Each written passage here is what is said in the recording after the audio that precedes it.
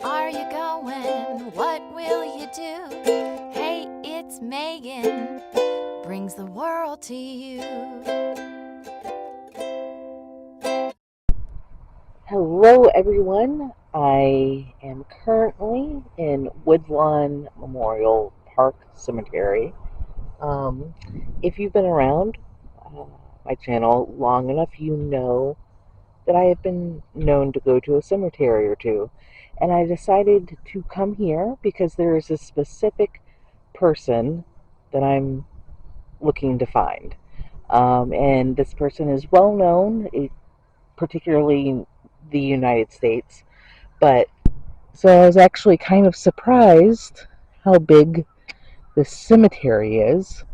Um, and I'm not 100% sure where this person is laid to rest. And just in case you're wondering where exactly the cemetery is it's in Gotha, Florida, which is just outside of Orlando, Florida. Coincidentally enough, when I first pulled in, I noticed this, and it looked like maybe this is like a memorial to a space shuttle. Let's take a look at it. Interestingly enough, it's a memorial, obviously. This top photo is of the Apollo 1 um, tragedy, I guess would be the best way to describe it. Apollo 1 was the one where the capsule cabin caught fire, and these three men had died because they weren't able to open up their doors. And just below them are the astronauts that flew the Challenger. Just next to it is a memorial for the Columbia crew that also unfortunately passed away. I think that was re-entry. Yep, it says died on their return from outer space. In honor of all the women who served in the armed forces. Let's go around to see what's on the other side. To those who died and to those who survived in the military, the Congressional Medal of Honor. I guess these folks maybe are buried. There's a list. I don't know if it's maybe just all of Florida, because it talks about different cities that these folks are in. And on the other side, in Memorial, this one's still blank.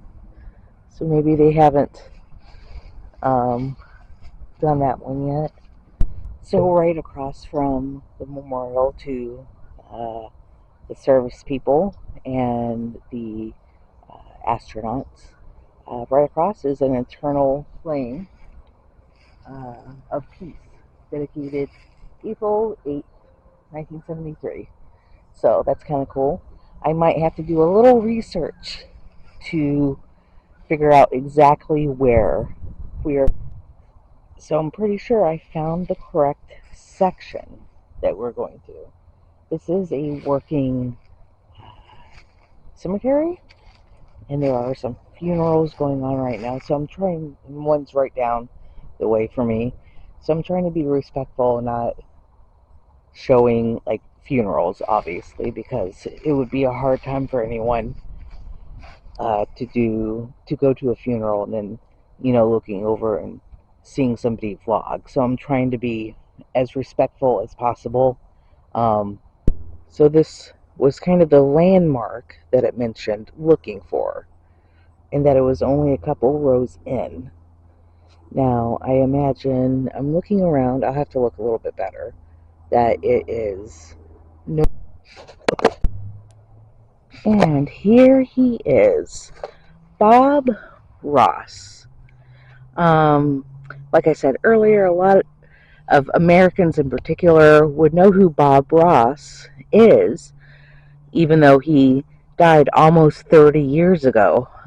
He was a well-known painter. He taught people how to paint, and even got his own television show to walk people through how to paint a picture.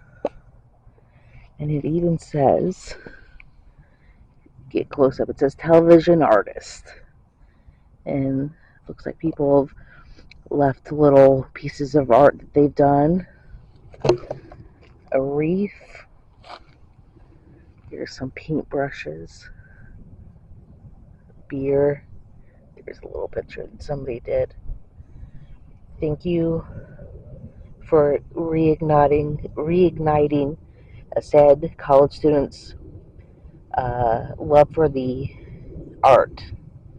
Watching The Joy of Painting, which was his show, inspired me to try painting again, and it has become one of the greatest sources of uh, happiness in my life for the last 3 years.